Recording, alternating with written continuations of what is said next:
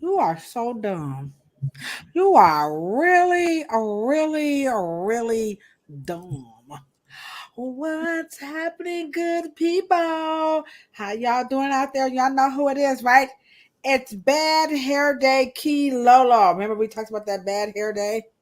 That we just can't seem to we just don't know. That was some man, that topic was so bad they kicked our channel off the dang on YouTube.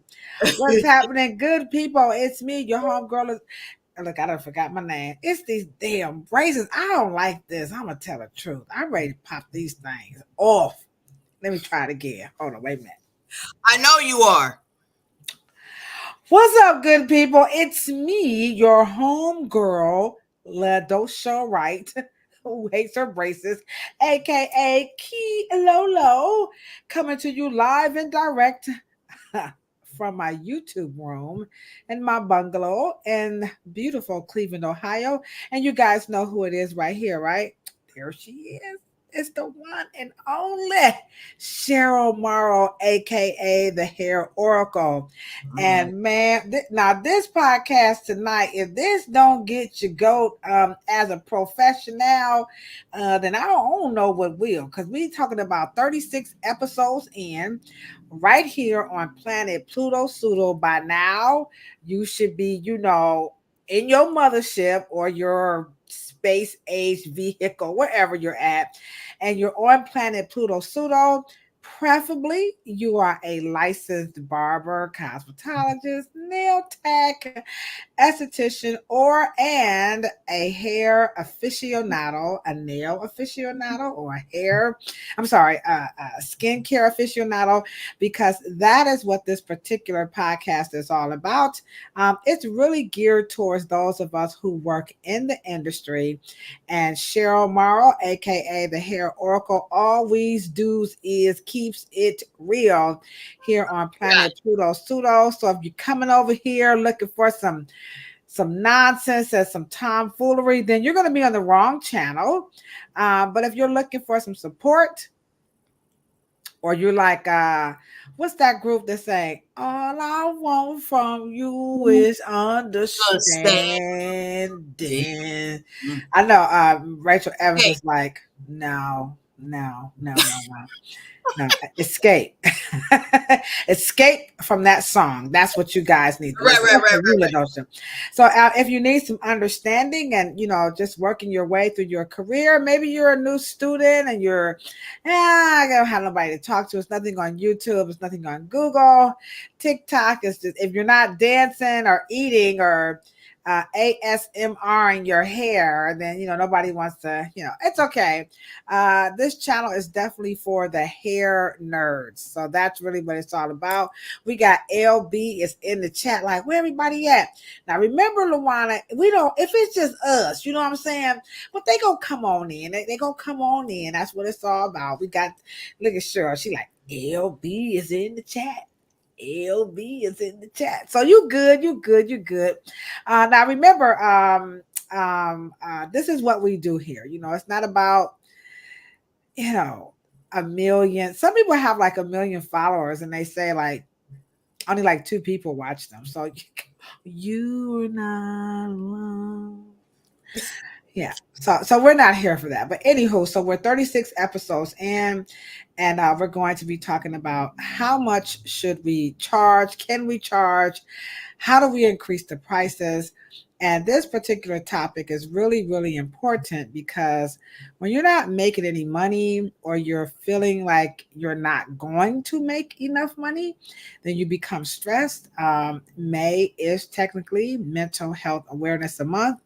And these topics that we are talking about this particular month is really geared towards the things that really cause us some type of an anxiety or stress. And Cheryl and I, we think that this is really important, especially in the beauty and barber industry, because everybody think we rich, don't they, Cheryl? Yeah. And like, oh, you're a hairstylist and a barber, I know you got a couple of knots in your pocket, Right. Y'all don't pay y'all taxes. Y'all ain't doing nothing no kind of way. One week you got a customer, next week you don't. Every day I'm hustling. It's up and down, and it's a seasonal business. You got to have multiple screens. That's for Yeah, that's what you okay. So we're gonna talk about that too. Should we have multiple streams of income? So this what's up? What's up, Shaz Brown? Oh, we got a new cousin in the house. I like that name. Shaz, not Jazz, but Shaz. You know what, Shaz, what we do when we have a new cousin come in. You know how you come to the family reunion and everybody like, who was that? They like that Shaz baby, that Shaz baby right there. Y'all remember Shaz? That little Junior Shaz Junior. We give you a big round of applause and welcome to the family. What's up, Shaz? Glad to see you in the chat. We love when our cousins come in. It ain't nothing but a big family reunion. I would play that, but we got flags, Shaz, so I'll sing it to you, okay? A family reunion. yeah. Hey, a family reunion. I know. What's his name? That's my father-in-law, Eddie Levert. Like, girl, stop it, Judy. Stop it. What's going on? What's going on, Miss Shasma? Oh shoot! I just saw my. Hey, boss. I was calling you before the live to talk about these braces because my boss, she was kind of like, I'm kind of, Lavina, we're going to have to talk after this live because I can't barely talk. Oh, we got Week A is in the chat. Lawana, did you get on the phone and call everybody up? I mean, Lawana on the phone like, hold on, Cheryl. Y'all better get y'all in the chat right now. Lawana, you ain't got to call it. Don't we love Lawana?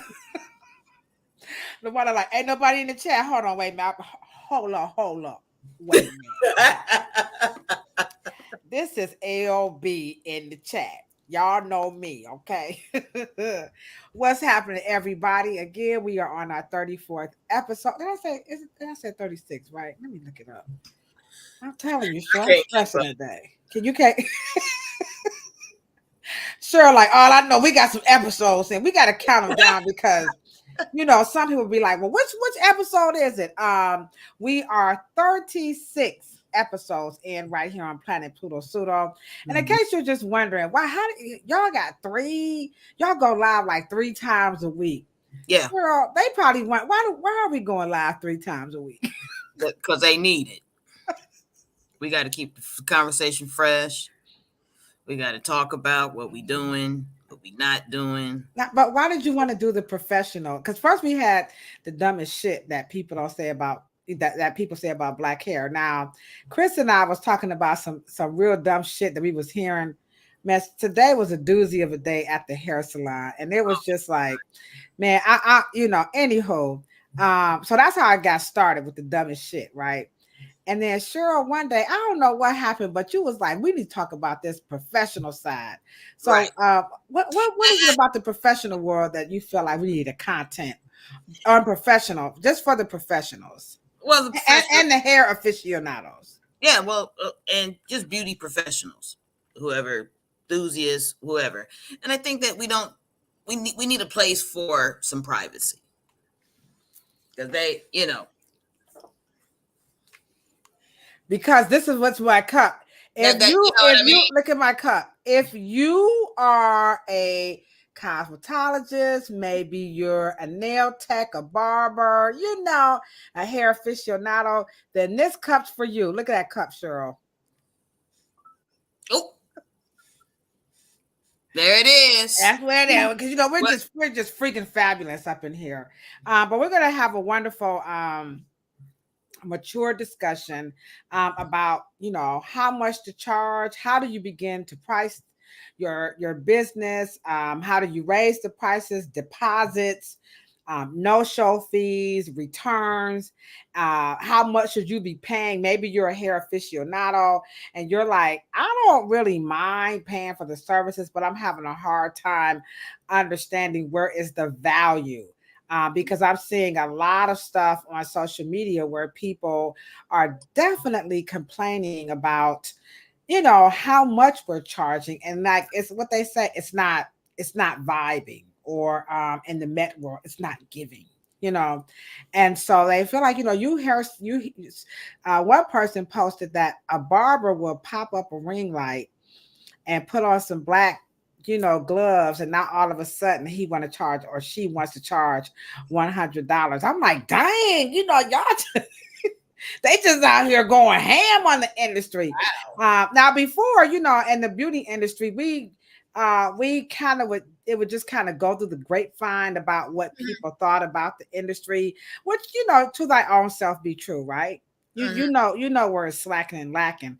But now on social media, immediately people will just go right there and just say, I'm sitting inside or outside, and this is what happened. Okay. And we have some clips like that today. So the world is a little bit different when you're not happy with the service that you're paying for. Yeah. So the one thing I like about this particular platform is that this is where the professional gets to, because we're in the chat with both parties.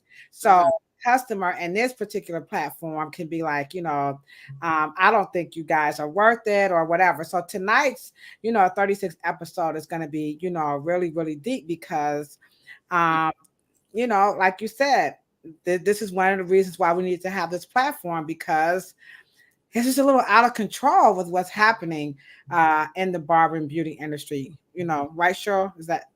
Yeah, you summed it up quite well. I mean, that was packed.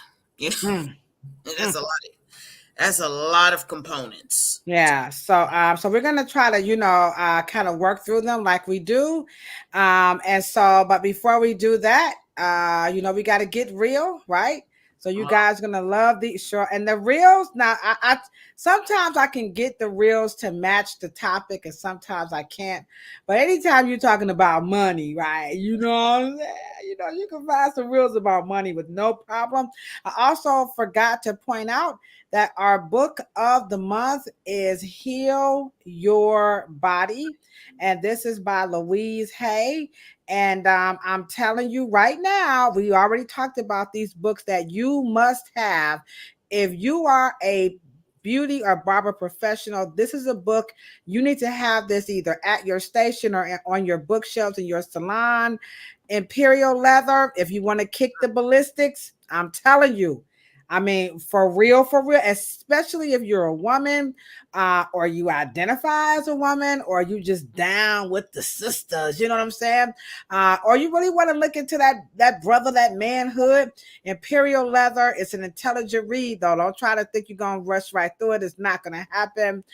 Style and status, you must have this book. It's a must.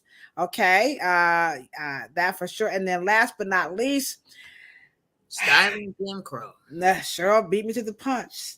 Listen, if you love the barber and beauty industry and you need that historical context of how and why you should act and do the things that you do behind the chair, above and beyond cutting, styling, polishing, clipping, you know, beat face and all that other stuff, you need to have Styling Jim Crow.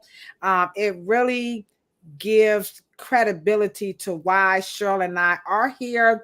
And it also explains why you are able to do hair today as a person of color, or if you're working in a salon with people of color, or you're working on people of color and Afro hair, you must have this book. So these are the books that Cheryl and I, we like. Everything else, but these you must have. Our honorable mentions, of course, our doppelganger, and then, you know, off the rip, if you ain't, you got to start off with 400 years out of comb. So if you ain't doing that, get off the chat. All right. We ain't taking no prisoners, taking no shorts. Ain't that right? Sure. Rest in peace, Dr. Willie Morrow, because we love you so much. All right.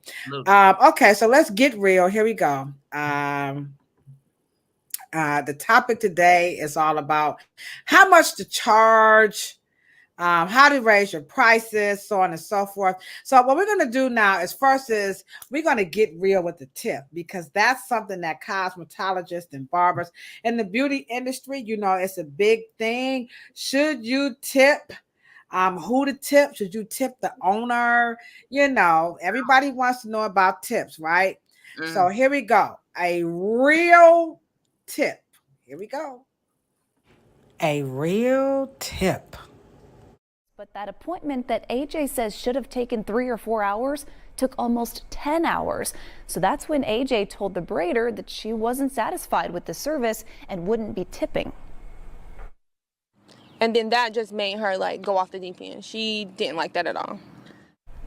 And that's when AJ says this happened. Take a look. That hairdresser allegedly trying to break into the car with AJ recording and Kinsley crying in the back. Come on now, dog.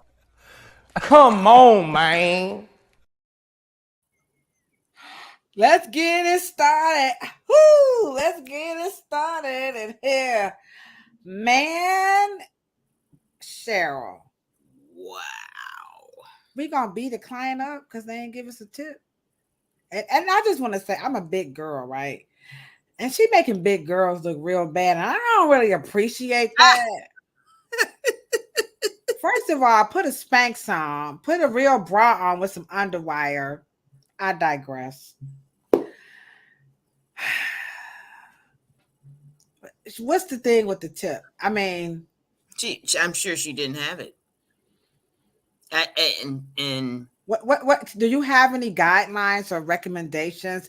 Remember, this podcast is for your hair care and beauty professionals, and it's also for the hair aficionados. So we're gonna go on and cut through the chase. To tip or not to tip? That is the question. I'm sure that the tipping, you tip for good service, and that's a New York staple. You never tip bad service. You never tip bad service. Now, why did you qualify New York and not so? Well, because it's the business capital of the world, right? And I didn't know that. No. Yeah, and so they have a standard, because when you are tipping, it is a reward. It's not having anything to do with the person's business.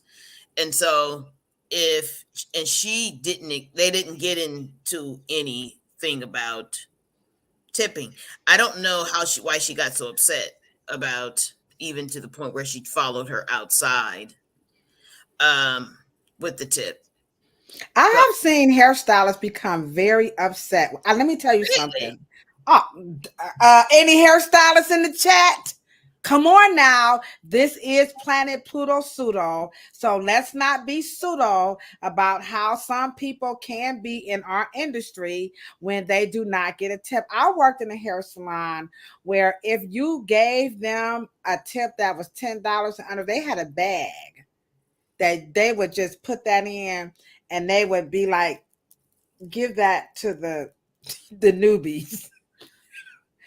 It's utterly insulted. And I'm up here like, so at the end of the day, they was giving me the bag. It was it was lit. I'm not making this up. I'm not going to say the name, but they know who they are. And okay, I will say it was a white salon. I'm just going to be honest. Okay. And they was just a $5 or a $10. No, they had a brown bag, and they would take that, like they would put a glove. It was like a ritual, or not a ritual. What's what I'm looking for, Cheryl? It was like a routine. They would put the glove on, and they would take the little money and drop it in the bag. And, like, we ain't taking that. Now, I was watching that, but I really thought they meant like the money was like dirty. I don't know, because like I said, I'm from the world at that point. I came from 9 to 5, so business world, white collar. So I don't even know what that was all about. But by the end of that week, they took the bag and they gave it to me. So y'all know me, I'm from the hood, right? Live, work, clean. I was like, that's the job right here. They giving us a bag of money. I was like, really? yes. I mean, what was the derogatoriness about it? Well, their thing was that it was insulting.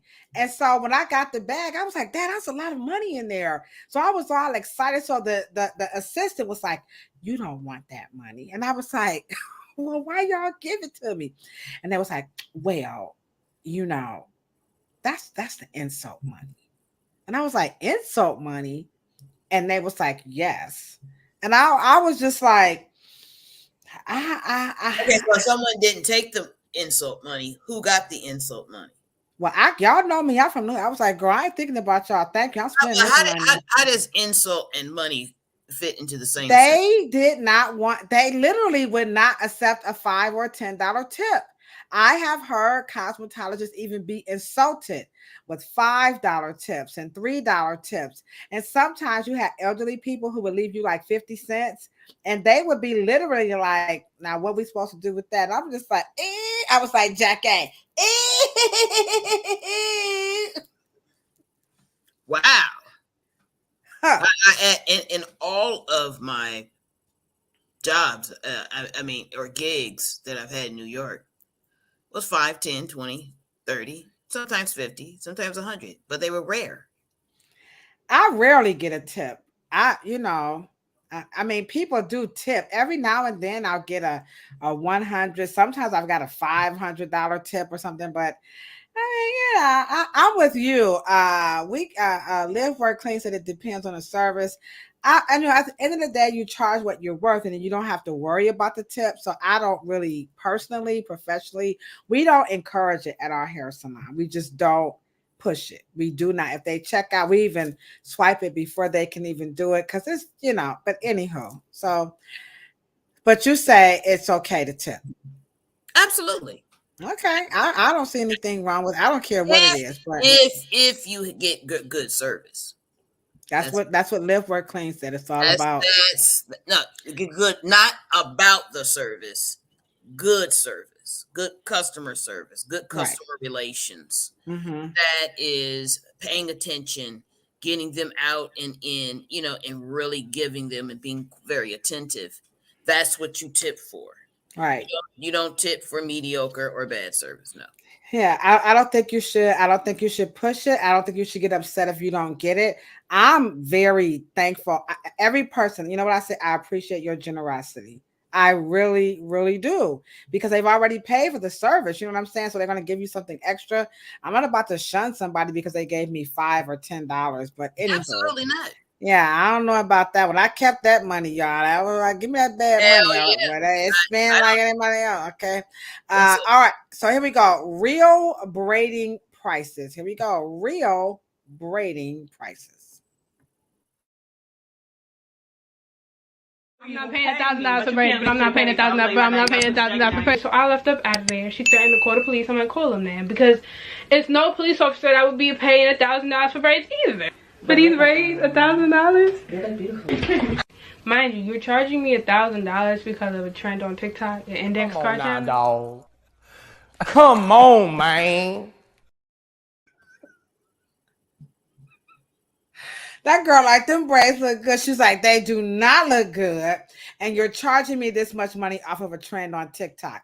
Now, I won't tell a lie. We're on Planet Pluto Pseudo, so this is not the planet to be fake on, okay?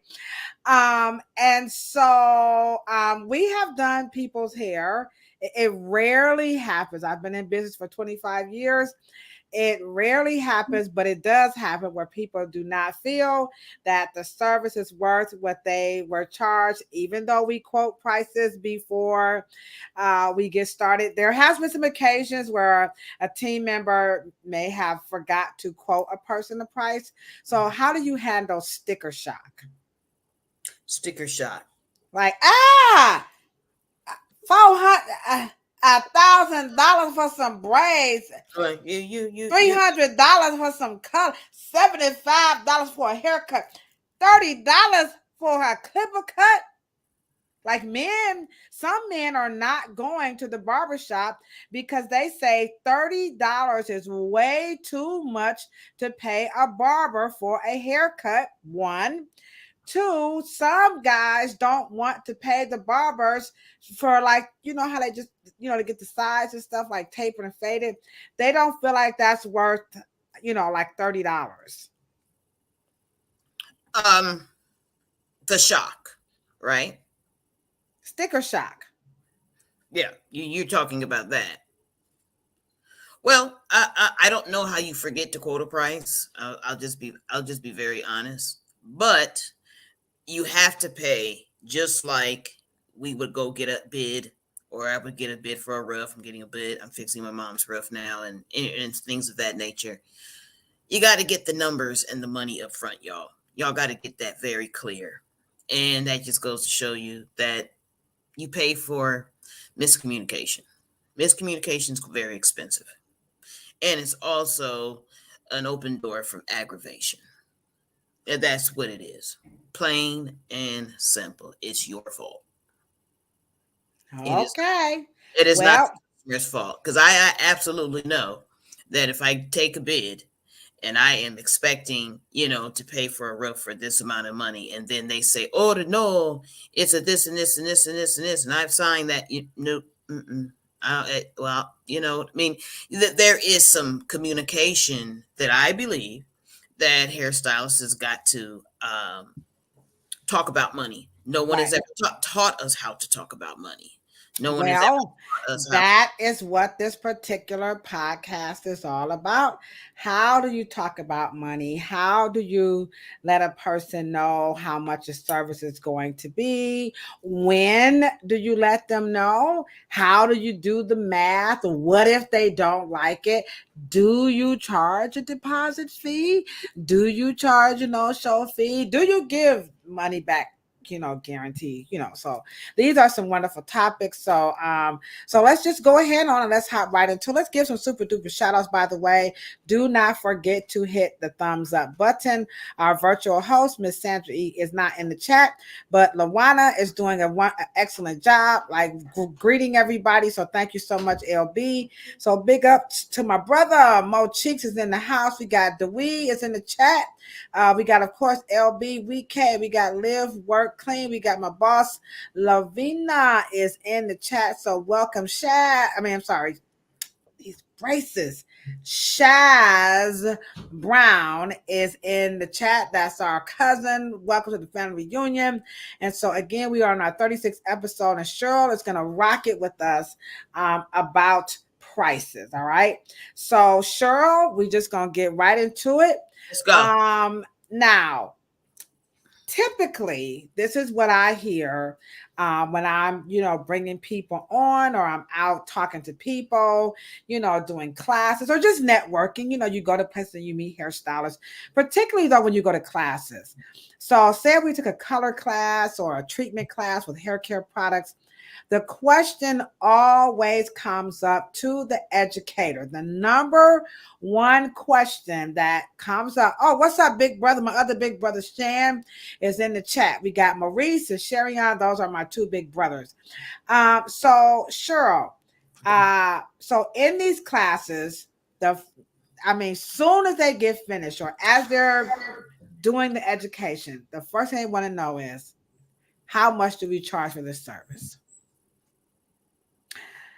And and I've seen, now remember, May is Mental Health Month, and I think that this topic is really important, because when people don't make enough money, or they've done a lot of work and they didn't charge properly, they're very depressed, and they just feel like they jilted themselves, they shorted themselves, and it's really hard because a lot of people don't know where to begin to charge, how much to charge. They typically look online, or they'll go with what the person is doing down the street. I understand in Cleveland, there used to be some type of a code where if you had a hair salon and a barber shop or whatever within the block, y'all all agreed to kind of keep the prices so that you don't lowball. So I've heard of stuff like that.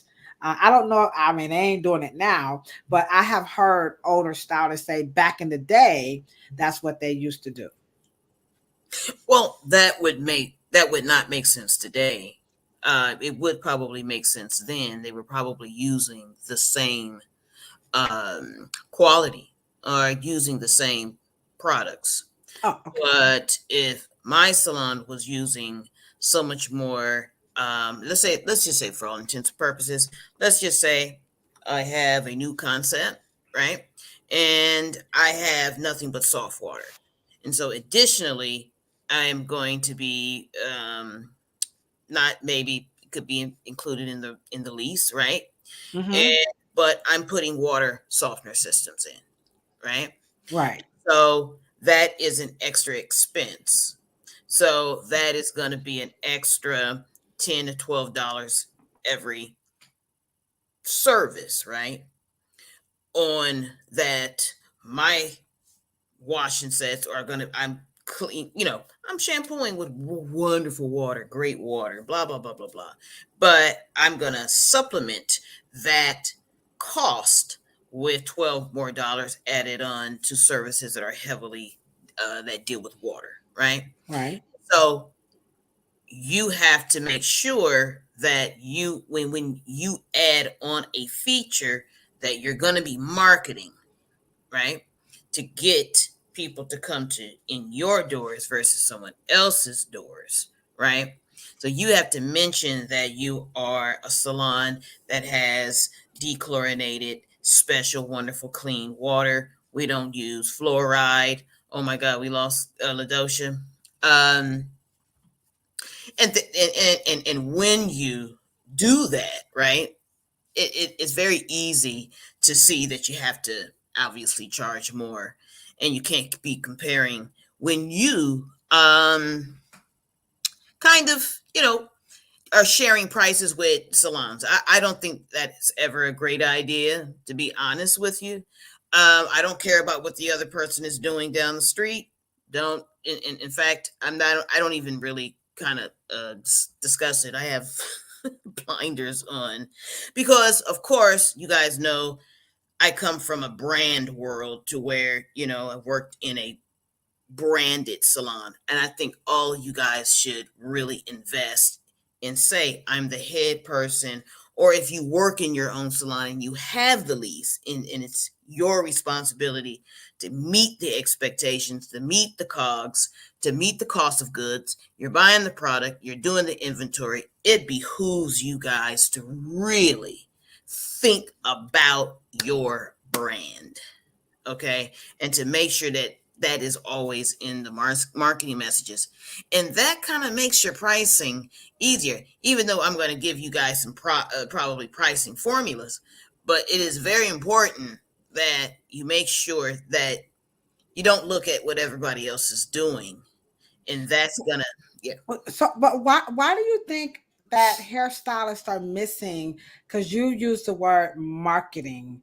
That Mhm. when you bring something in to either level up or accentuate or complement, whichever adjective you want to use, to make that service either better or experience more different or whatever. How are the professionals? Because I don't see a lot of marketing. So how are we missing the marketing, and where do we go to learn the difference between marketing, advertising? I know we talked about that on So You Think You Can Do Hair, but what I will put that link to that podcast in the chat after the live. But why are the professionals missing marketing, the difference, and of course between marketing and all of that, and where they can go and learn more about that? Well, in the marketing phase, you are now selling you're selling benefits and features, right? And let's just say you have a new feature as in a water system, right? You want to make sure that you market to how the person gets a benefit. Okay. And so let's just say we're coming up with alopecia month in August, right? Right. I think it's August. And now that you have a soft water machine, now you're saying you have no chlorine in the water, no fluoride, no heavy metals, and these things will ultimately affect your hair, and then you have sun damage. You're using clean water, so you should have a wonderful sign that talks about water conservation. You should be talking about, and then that gets their attention. Dechlorinated water helps with eczema and psoriasis and asthma and inflammation and things of that nature. There is always, you market the feature of that product that you got in the salon and then you sell the benefit. You have the features. Oh, we got this no water, but it's so much more healthier for your skin, for eczema. You start marketing. Right. But you know what I see? I see sometimes like the rep will come in and the rep will say, yo, we got this new, we got this new spray here, this new cream or this new, and they'll sell it like right there, or they might give you a sample and they'll just grab it and they'll buy it and they'll just start using it and nothing happens. Now, that's why I know y'all I don't like those. I mean, I don't like that because I'm like, you don't see that happening in the medical. I don't know. Maybe you have to remember. Those particular people are selling products, right? In terms of, you don't know who they are. You don't know if that's a job to them. Okay. When you are talking about a pharmaceutical rep selling to smart people like doctors and surgeons, right? And specialists, that's a company investing in that particular medical practice or that doctor writing that prescription. So they're not going to just come by. They're going to drop you goodies and all kind of, stuff, and they have even cracked down on how much the pharmaceutical reps can really pour it on. Because I absolutely, one of my dearest friends was a pharmaceutical rep, and we lived shared a beautiful brownstone in Harlem, and I would see her go to work every morning, boy, sharp as a tack, getting ready to take out the gatekeepers, nurses, buying them pizzas and taking them out to steak dinners. I mean, it was really thick. But the sales reps you talking about, they just have got in a meeting, got a job, got a script, here, come in, sell that. And I can understand how that can get kind of but those products do not increase your value. Beauty industry, did you hear that? Our reps are not going to like that because what they typically do, they do that, now that you mention it, and then they'll say to get the product knowledge, then they will invite you to come to the class for and the then you got to pay, right, and then you got to pay for that. And you got to pay for that. All right. Now, what about what Maurice is saying? We're talking about, we're in our 36th episode, and we're talking about how much to charge, raise your prices, all these no-show fees, whatever, just making money in the industry. May is Mental Health Month, and we know a lot of folks do stress in this industry when they are not making those Benjamins. Maurice says, if a person likes your product and your business and the experience, they will pay your price and maybe spread the word. So is spreading the word and all this stuff that Maurice is talking about, is that a part of marketing or is that separate? Well, let me just say this. One of the issues that I don't want to sell you a product when you like it, because when you like it, you're not selling it. What? And I'm not really wanting to. I don't really care about you liking it. Hold on, sir. Wait a minute. You got to slow it down because I got to play my what you talking about, Willis. Now, I ain't never heard of that, right? Now, come on, Cheryl.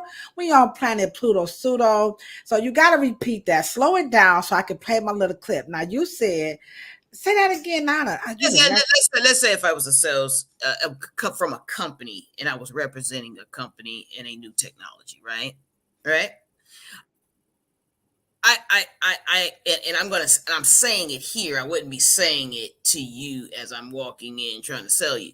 But as a CEO of a product manufacturer, I can give a damn if you like it or not. Hold on. What you talking about, Will? And let me explain myself. Because you'll use it until you don't. You'll like it until you don't like it. Okay? The key here, hammer time. Go ahead, Shan. Say hammer time. Because here's the thing. If I sell it to you, the only thing you should like is it doesn't do two things. Make you a better hairstylist and make that hair better to the point where the customer recognizes that it's better. And then you get an ROI on the investment of what the money you spent with me, because that's going to make you buy me for 20 years. I can give a shit if you like it or not, because if I'm going, but see, that's the problem. Do you like it? Ooh, because you don't take it, you haven't driven the car yet. You don't really actually know, but you give it a try and you do that, and then you get so caught up and you do like it. Maybe it's an oil and it makes something slick and yeah, yada, yada, yada. But you like me until you don't. Okay. But at the end of the day, I want you to be able to have that customer say to you, wow, it took only 30 minutes. Oh, the comb out was better. Oh my God. Because here's the thing. Benefits is what you guys are missing. I'm not selling you, hairstylist. I want you to be able to understand and see if it makes sense and use it on your customers so you can get an ROI. Wow. And ROI, some people don't know what ROI means. A return, a return on investment. Well, if you buy $450 from me, I want you to have some kind of $2,500 in revenue, or being able to increase it, or that customer says, you know what, my hair was actually much more manageable with that versus wow, that's it. And then that rolls into and snowballs into easier referrals, easier marketing. And then you guys find out and say, oh, well, you know what, I can actually market that. But if I just please you, I mean, you're going to use it until you don't.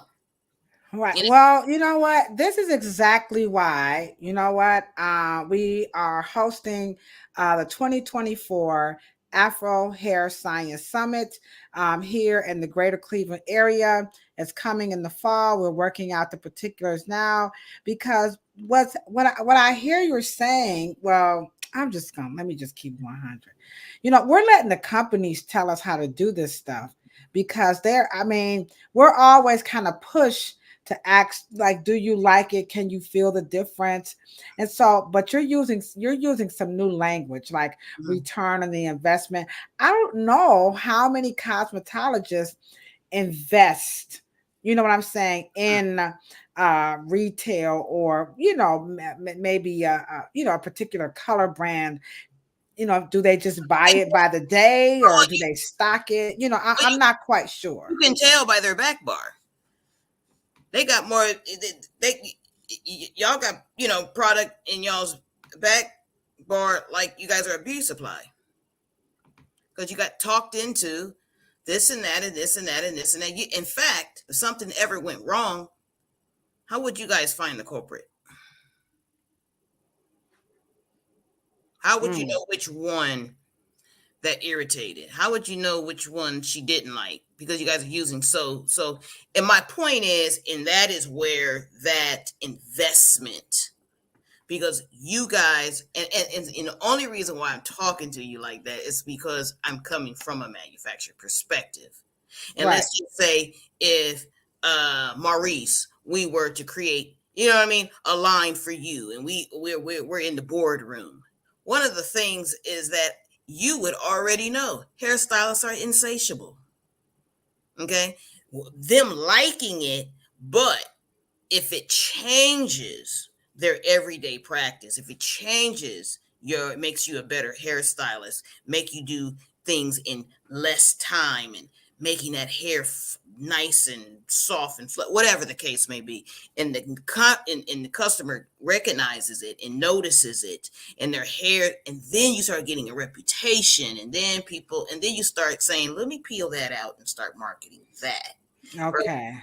And it's versus, it's kind of like we're putting the cart before the horse. You know, we're at the end and we haven't even got to the middle, because the company is pushing us. Yeah, they want to just fill the inventory so they can get it out of their warehouse. Right. So here is and this right here is like it's the classic example of how you know, a lot of cosmetologists and barbers, you know, how they do their prices. Check this one out. Let's say I start at $60 an hour. the people that can afford that, but I want to be at 100. I really want to be at 100.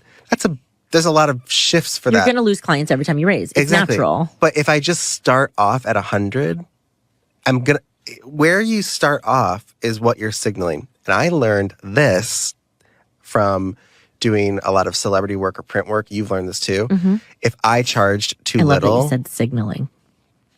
Yeah, if I charged too little, it signaled to that industry, the celebrity industry, the print industry, that like I didn't know what I was doing. Mm-hmm. And it was almost like I had to charge more to get the job. Yeah. And so that's the generic. Yeah, that's the generic blueprint. Again, I was telling you how, we just kind of look and see what other people are doing, or the company is telling us, how to charge, or not telling us how to charge, but like, do you like it? We're getting those very just very surface, and then you're just kind of like it fizzles out really quick. And I remember my proctor when I was becoming a master colorist, Keith Michael Davis, which I tell everybody, go check Homeboy out over in Lima, Ohio. And I remember one day he talked about that, watch out for these hair care companies, Ladosha. And I was like, we need another shampoo, like you need a hole in your hand. Boy, was he right. Like, these people they're not for you. You need to the return on your investment. But we're so used to what that gentleman just did, go high, because people think if your prices are too low, they think you don't know what you're doing, and all this kind of very superficial stuff, so. Right. That's just soundbite stuff. And let me just say this, and they were very serious. Oh, yeah. And let me just say this, and I'm just going to say this. I'm going to keep it, like you said, I'm going to keep it 100. White people do not know what they're doing around money just because they white. That was a dumb conversation. And I would not let me just say this. What is high? Where are you at when you say, well, if I start high, well, where is high? What is your high? Now, what would be high for you? And then if you're going too low, and they would think, who's they? And who is determining this for your particular business? Well, he was saying that in the world of your session stylist, your platform artist, your print, so if you want to work in that. It's not based on price. It's not based on price. They always tell you 99% of your talent is your personality. If I don't give a shit in fashion, in celebrity dome, in video, what acting, money is irrelevant. If you are good and you have something about you exceptional, you're on time, or you come with these absolutely fabulous products, and you come and you know what you're doing, and you're precise, and you got great knowledge and all of this other stuff that's going on with you, it doesn't give a damn if you are charging $1,000 and you have a sucky personality. Money, I don't know what they're talking about. And I know that's the going conversation. Oh, I want to go high, and then because if you go high, you can come down, because if you start down, you can't go up. Right. So Maurice has a question. He's asked, how do you represent if you don't care if the customer like it or not? Manufacturers have to meet a certain demand, and so you don't have to be pushy. So he's saying that there's like a partnership between us and the manufacturer, and we get to have a product that they can like, and then they get to meet their quota for sales. Well, I wasn't talking about the customer liking. I was talking about me selling to a hairstylist. Because the first thing they're going to tell you how it feels. You like the way it feels? It feels this way. It feels this way. It does this. It has all these features. Features. I'm saying to you, you have to stop them from selling you features and sell you benefits. What? Me buying that one more gel, because I got 5 in the back of here, right? This one, what is the benefit that my customers will get when they use this. And if they can't tell you that, because they're going to say, oh, Rolls Royce comes with tires, it's going to have nice seats, we already know why we buy a Bentley. We don't buy a Bentley for the rubber and the carpet and the leather. Every car is made with that shit. We buy it because of what?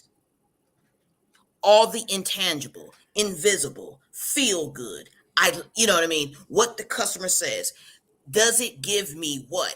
I got so many other, referrals out of that jar because that one woman said her hair has been dancing and lasting, or it did something that was beneficial to the customer. And you know what? That does not happen from hair care companies. I'm just not the ones that I've come across. Now, if you are a licensed cosmetologist in the chat, let us know which company is talking to you about benefits versus, what you like. So the difference is that particular, like you said, point was geared towards the professionals and not the customer. All right. So here is another. Because if I tell them, you know what, hey, give me a sample and I'm going to use it and I want to wait a week, and when the customer comes back and they say if they haven't noticed anything, don't bring your ass in here no more. Simple as that.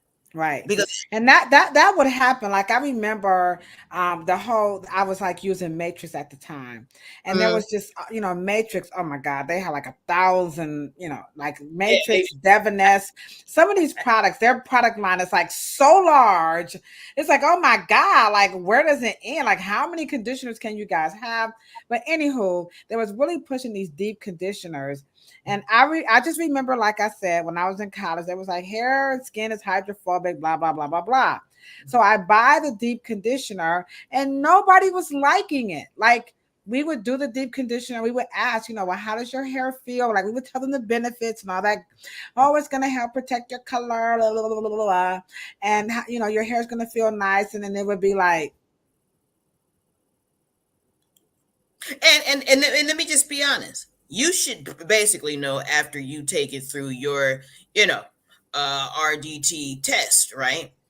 And you would be able to, and you would be introducing it to them. You're going to say, I'm going to use this new product and see, and one of the things is you guys don't have to be obligated to buy their shit. You just don't. You are the physician. You're not just laying there to be subjected to their sales pitch. They have to come in there and make a deck, a pitch deck, a elevator pitch to you. And they have to, because the proof is in the using of the pudding for a hairstylist. Well, now just Reed Williams. Now, come on, the chat is on fire now.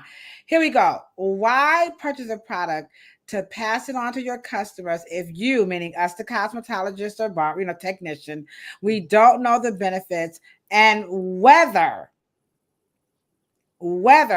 those benefits align with your customers' needs. And I'm going to confess, I'm just about to keep it 100. Okay. That was my biggest mistake. Mm-hmm. I did not know to do exactly what he said at the end. Benefits align with your customers' needs. I was buying, when I first opened, what I thought, when you open up the magazines, what would you see? Matrix, Paul Mitchell, you would see those brands. And so I would just say, oh, well, because they don't teach you. I mean, they can't teach you everything in cosmetology school, guys. So let's just be honest, okay? But I did not know to do what Jess Reed Williams was saying. And I know that does not get talked about. Mm-hmm. And a lot of cosmetologists are buying things. Like if they do relaxers, like, well, I'm just going to buy a relaxer. Well, like he said, it's a relaxed short hair, relaxed color treated hair, like those types of things. I don't think that comes into play. Right. And let's just be honest. They don't teach you what questions to ask. The manufacturer knows that. Manufacturer knows that most hairstylists are clueless. They get it. And I'm going to say this, Now, within the last 10 years, we have another phenomenon. The sales reps are not beauty professionals. I think Shan has that in the chat. Alrighty. So they are selling you features as well. But here's the thing, is that we don't have a space to talk about psychology in terms of sales period. Most hairstylists are not salespeople, so they don't know sales lingo, and they don't know when they're being hustled. They don't know, because at the end of the day, any product manufacturer that comes in and does not ask you more than 10 questions before they open their mouth with their bullshit ass sales pitch, they're fucking wasting your time. Ain't nobody got time for that. And watch out for this. This is one of my pet. Ooh, this gets me. Everybody, right? Put your ears up to the to your computer. If you talk to me and a client's in front of me, I will actually push you out of the goddamn door, and I'll run over you with my freaking car. I don't have time to listen to you with your bullshit and pay attention to my client and run my business. Keep my mind on my number. I don't have to make an appointment. Okay? Make an appointment. My time is busy. I got to focus on getting these people pretty and getting their hair together and getting shit. I ain't got time to be trying to fill your damn quota. Okay? Here we go. There go the chat. And this does happen. They can be I mean, oh my gosh. It's almost like and let me just say this. And because the industry has the hairstylist as the sticky shit under everybody's foot, you guys are the top of the pecking order. Get that. You are in control here. Not the manufacturers, not lab people, not production people, not marketing people. Damn all of that. Okay? You are the physician. You are the top dog. And I don't let sales reps, okay, because they think, because pharmaceutical reps, they give them physicians all the respect and shit. They make appointments. In fact, they can't even get to the appointments because they got the gatekeeper, okay, the head nurse cutting your ass off at the damn table saying, no, Mr. Dr. Morrow ain't available for your ass, okay? Make an appointment, then you try to come, and then you leave your little brochures right here when I'll pass them on to them, yada, yada, yada. That's how that go. The head stylist is not available. Her name is Ladosha Wright. Okay, she is not available. We don't buy nothing. Nothing comes in here until she signs off on it. And then plus we need a whole demonstration. And you better come in here with asking some questions. Because you here to sell us. What is your clientele? What time do they come in? What is their major lifestyle? Do you have hair loss? They should be coming here. Pop, pop, pop, pop, pop, pop, pop. Because people who ask questions are interested. At the end of the day, the number one phrase in pharmaceutical selling, people don't care how much you know until they know how much you care. Period. That's it. That part, Shan, drop the hammers. All right, just read. Welcome to the chat. I agree, just read. All right, here you go. Just read. Good Lord, you just on fire. All right, I'm really feeling every single thing that you are dropping in the chat. And this does not, I'm just saying, I know it's been about over 25 years, but at the end of the day, cosmetologist schools needs to teach cosmetologists how to brand, how to identify their target ideal customers, and how to build customer bases. I know that as a salon owner, we do this as a team. I have to work with them on that before I can even really, I have to cultivate them under exactly what Just Read. Let me put it back up. Just posted, because the cosmetologists, they don't know. The barbers, we have a barber's license, so we can have barbers in our salon. I'm telling you, Just Read is 100% correct. They don't know what they're doing. So let me just show you another clip. All right, we're doing pretty good here on our time. So here is another clip. Whoops, sorry, Cheryl. And this one here, and this is the perfect example of what Just Read is saying in the chat. All right, now you got the customer trying to tell the technician how much they worth. All right, here we go. Last time I came in, I got a whole full set and it was $90. I'm just getting a fill-in. Can you just stop? I need to speak to Ivy. Ivy, how come every time I come here the price changed? Last time I got a whole full set and it was $90. I'm getting a fill-in and a design and you want to charge me $80 today. It's like y'all just making up the prices as y'all go along. Huh? Let me explain for you because that happens all the time. On the menu, full set, we stock at 47. But last time I came in, I got a whole full set and it was $90. I'm just getting a fill-in. Can you just stop? I need to speak to Ivy. Ivy, how come every time I come here the price changed? Last time I got a whole full set and it was $90. I'm getting a fill-in and a design and you want to charge me $80 today. It's like y'all just making up the prices as y'all go along. Huh? let me explain for you because that happens all the time. On the menu, full set, we stock at 47. But the filling is... Okay, the clip won't finish, but at the end of the day, she is explaining to her that the value of the service is what it is because basically they're going to start the service all over. When they soak the nails, they're pretty much doing the same thing, you know. And so now she's saying, I'm not paying you because I feel like you guys are just raising the prices. So, and I think to Reese Williams' point in the chat is because a lot of us will open up these businesses and we just have this very, I don't even know what word to use. Help me out, just Reed, because you're good at this. I'm just going to say, I just didn't know what I was doing. That's why I said you have no business opening up these hair salons very quickly. You just don't. I would not recommend it. Okay. But anywho, Cheryl, take it away. And just in terms of the video, now she was making in that moment a $20 decipherment. The customer was going to make that $20. It was 10, but at the end of the day, she said her original service was 90, and then she was like, now you're going to charge me 80, and you know. Right. So in other words, the question in my mind would have been, because it's a fill-in and a design and not just a full set, right? You think it should be what? Well, that was her argument. I mean, that it was a fill-in. So she felt... I got that.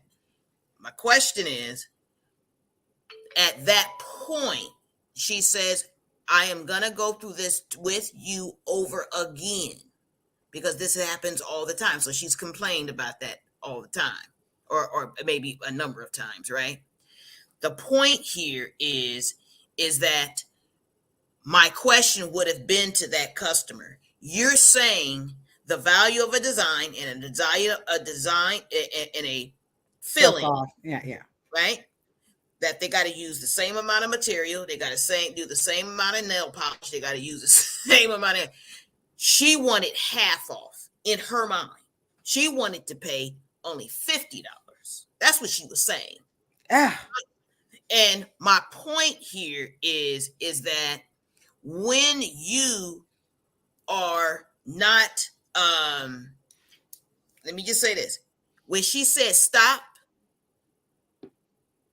she stopped, right? Right. But that is the language barrier I think happens in most nail salons. That should never happen in a hair salon. And is that the shock you're talking about? Because at the end of the day, do not determine my markup value versus my profit margin value. Don't determine that as a customer, because a customer will say, well, they'll start saying full set fill in. See, they'll start, I paid 90. I should only be paying 45.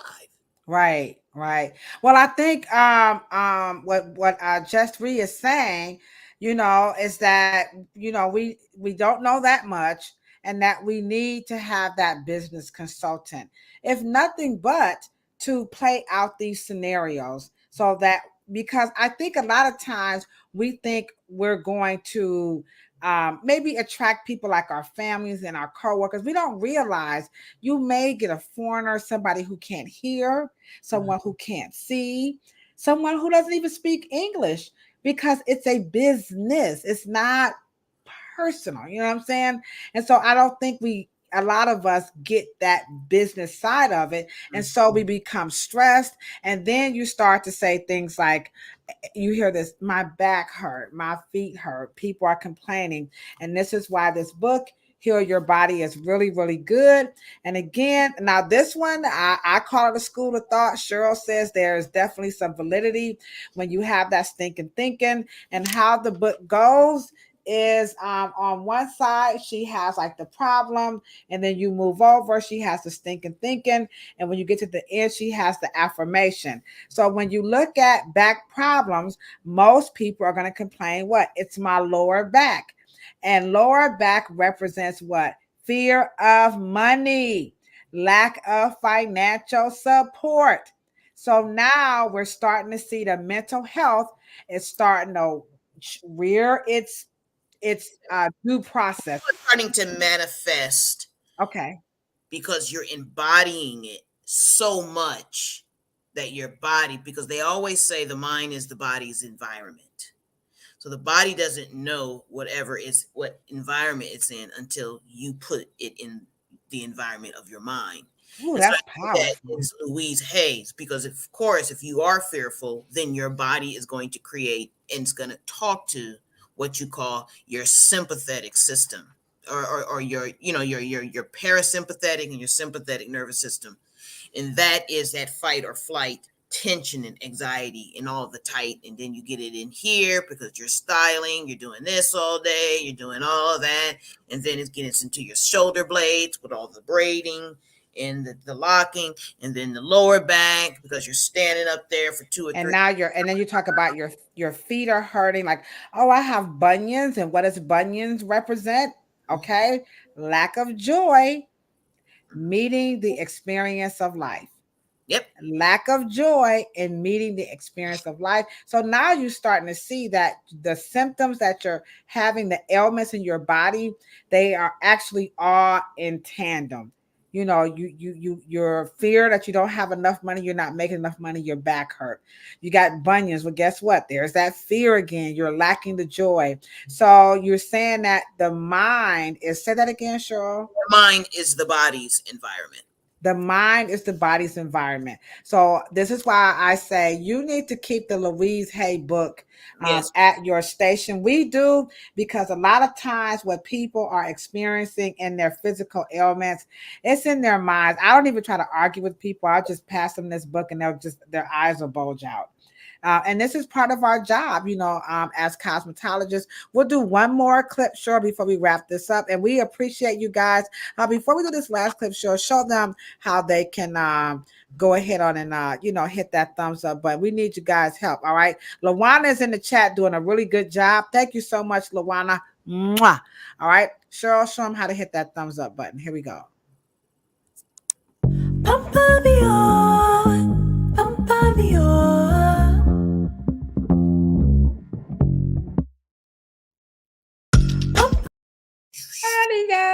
And remember, I got that idea from my homeboy Asar Imhotep right here. You can go check him out on the YouTube channel. Him, Unc West, Juju, Tamika, all of them cats, Chefrin, they're all over on the Pseudo Killers. So make sure you go check them out. That's where we get all of our cool our fellow Pseudo Killers love over on those two channels. So go check them out. So let's show this last clip right quick. And I think you're going to like this one here. Let me just scroll down right quick. Now, this one here, she's talking about the ease and the how we as professionals make raising prices very difficult. Raise your prices, introvert edition and extrovert edition. And I wish it was more complicated. It's just not, you guys. Like, I feel like we make it really complicated and scarier than it is. But for most hairstylists, from my experience, they're really afraid of upsetting their clients. They're people pleasers. They're really afraid of their clients abandoning them, or they're really afraid of rejection or opposition to their new pricing. So that's very real. A lot of people are afraid to charge, to raise, and then they got those those deposits. So let's wrap this up with raising prices and deposits. That's the biggest thing now. Like, that's just, and I'm looking for you to drop something in the chat about that. Raising prices, and should you pay a deposit? Let me just deal with the first part first. I don't know if we are comfortable with the original making up of the prices, because I know that most hairstylists do not do pricing to their business needs, their revenue needs. They're looking at the outside and they're looking at what the market can bear on their block. And then they go on TikTok or someplace else or social media to get because the sales rep is going to always come in high when they says, how much should I charge? Hey, you can get up anywhere to, $150 to $300 for that. And then you're like, oh, wow, yeah. And then you never know your numbers. You're never meeting your revenue. You're never meeting your inventory costs. You're never meeting your light bill or whatever the case may be. Your needs, your rent, your living expenses. And I don't know if cosmetologists are just comfortable with the original price they set. Forget about raising them. You know what I mean? And I think that if we could talk about formulas and how to and when to do it, why we're doing it, okay? And don't wait until there's a financial gap and the void is so deep until we do it. I'm not a fan of deposits. I'm just not. And that is a confidence problem to me. All right, we got the chat. The chat is pretty full. So in the chat, are you guys for leaving a deposit for services, or are you against? Are you for deposits or are you against? Cheryl, why would they be needing to their customers to do a deposit? Or why would they be needing that? Well, first of all, I'm just gonna say I'm with you. I am not. Anywho, I don't agree with the deposit at all. But the argument is that the no-show is to decrease the likelihood of the customer not showing, and if they do, you have received a portion of something so that you can fill your books.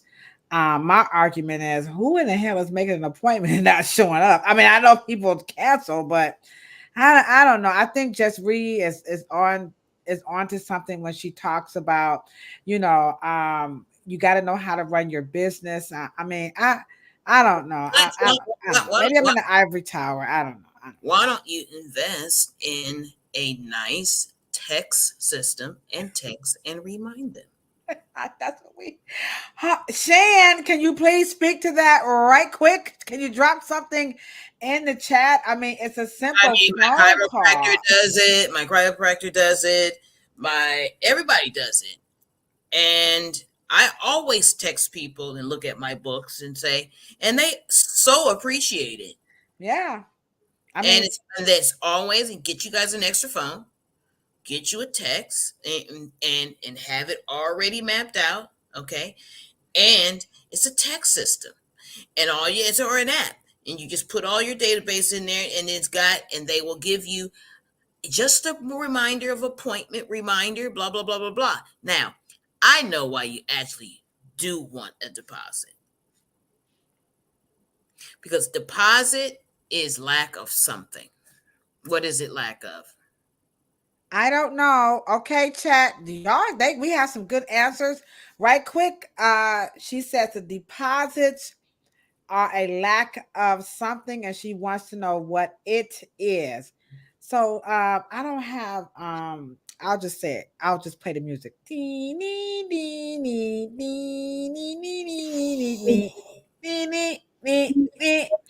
Okay, so a deposit is a lack of I don't even know because I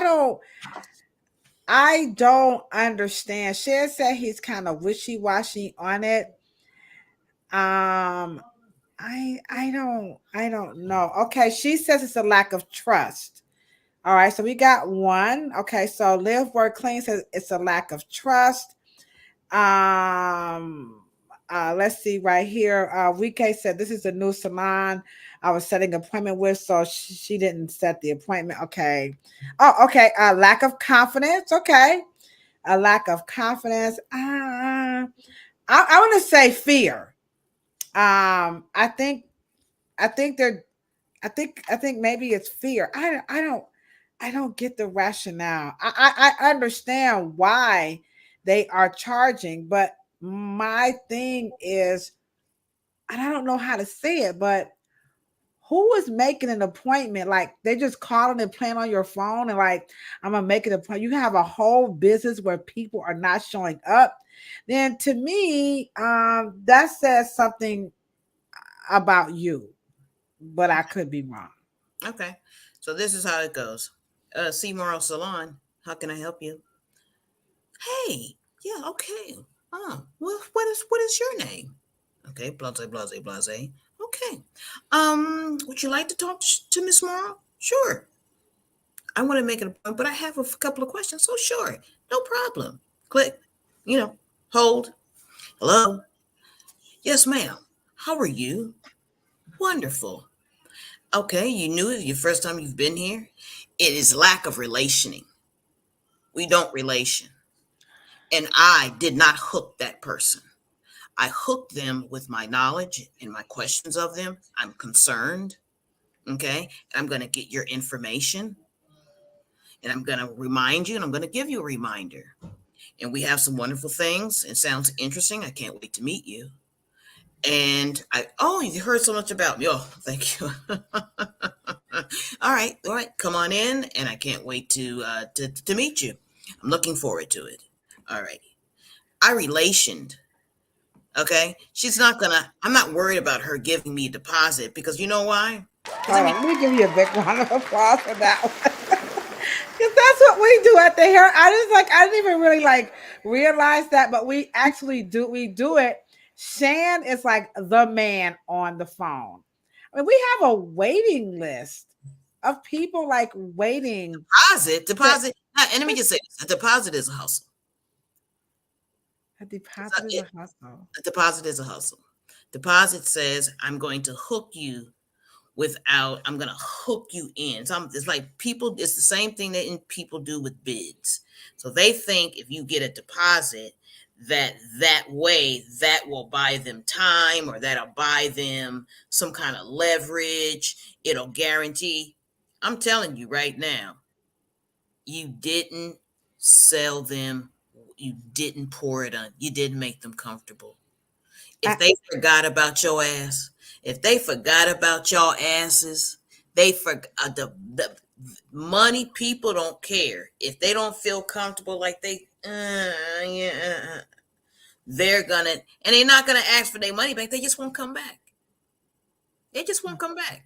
And I think but that would definitely play, on a person's emotions. When you're looking at what Just Reese says, a deposit is a motivator not to mess up a schedule.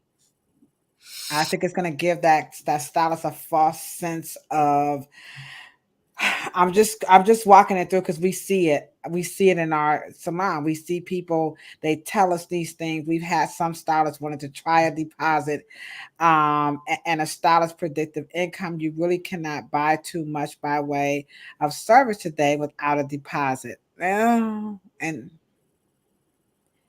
you can't really buy too much by way of services today without a deposit. And I will be I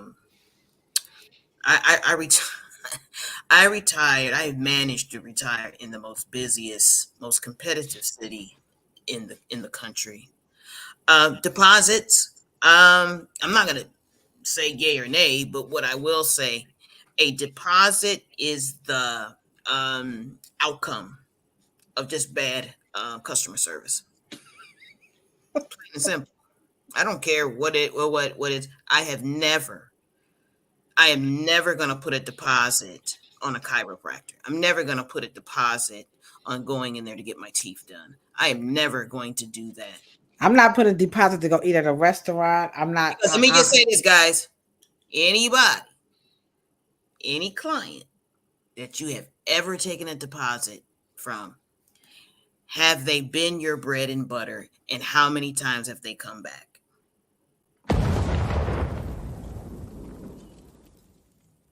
You may see them once in a while. I think the relationing is a very good point. I would not have been able to articulate it like that. Shan, like, this is what we do.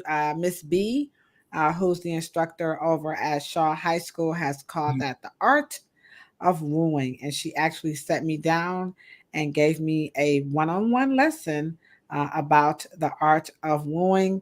And people do exactly what Cheryl said. They'll call, oh, I saw you on TV, or, I read about you, or someone told me to come, or we read the Google reviews. That I'm not saying that we don't get no shows. It happens, but it's, I'm not saying that. Always call me. Yeah. They don't want to disappoint me. They they really are they never want to they call, and I just can't come in right now. No problem. Is there anything I can help you with until you get here? But you know what? There was something, or that, my point is that I'm here to help. Right. And I'm here to make you, and it's just a different touch in a different era. And let me just say this. I know they don't have time to do what I am proposing. I know they don't, but at the end of the day, they may not want to retire rich. Right. Yeah, different strokes for different folks. Miss Reed says, in my business, you can't even get on the phone with me for free, boo. Hold on, Miss Reed. You gotta go. Is it? What I'm saying? What I'm saying now? She said, you can't eat. You got to stand in ovation, and you're going to get a bomb drop. You got to teach me how to do that there. We had Sam Silk, is one of our radio personalities, who had a little hook that said, how they do that there? I don't know how to do that. I have not reached that level in my line of work. But I can tell you that if you do the relationing, I just don't see that it could legitimately be a true problem. But that may require, what I'm thinking is going to happen if this is really your issue and you like, I don't care, Ladosha, Cheryl, I feel like I got to do the deposit. Something is not working. It's not jiving. We're going to say, why don't you email us? Yes. At Afro Hair Science, right? All you got to do is email us at Afro Hair. Oops. There it is. There we go. AfroHairScience@gmail.com. And don't forget, now, when you become our partners, Cheryl and I, we have a lot of content. We're going to be having some, what do you call those things? Online classes. We do have the Afro Hair Science Summit coming up. So there is a lot of professional support and career development coming through the Afro Hair Science platform. So we're here for you, but the side hustling won't work. And again, be on the lookout for the Afro Hair Science Summit that's coming up. And if you have any questions or you just want to be a part of our community, please email us at afrohairscience@gmail.com, and we got your back. Ain't that right, Cheryl? Yeah, get on the email list so we can, start communicating. We'll send you some great content, some things to think about, some things, and maybe some free goodies and stuff like that. But I will say this: we got to talk about the avenues of in multiple streams, all the wonderful things that you guys could be making money in, so we won't have to do the deposit. All right, so that's what we got there. But in the meantime, we will be back on the dumbest shit that people say about black hair. We're going to be talking about convalescent hair care, how we took care of the young folks. But now what about the old folks? How can we help our parents out, our aunties, our nanas, our big moms, hair care as people mature? That's what it's all about. And then we'll be back next week talking about how does medicine affect the hair. All right, so that's what's going down. Cheryl, anything as we close this out? Because you guys rocked it out with us. We're pretty good. All right, guys. We done rocked it out. So you know what we say when we're signing out. Number one, we appreciate you. Please do not forget to like, share, and subscribe to the channel. And remember what my mama and my daddy always told me, and that is good, better, best. Never let it rest until your good is better and your better is best. And we appreciate you, Miss Reed, and I forgot the other person. Shaz, come back and see us. We appreciate you guys very, very, very much. Good night.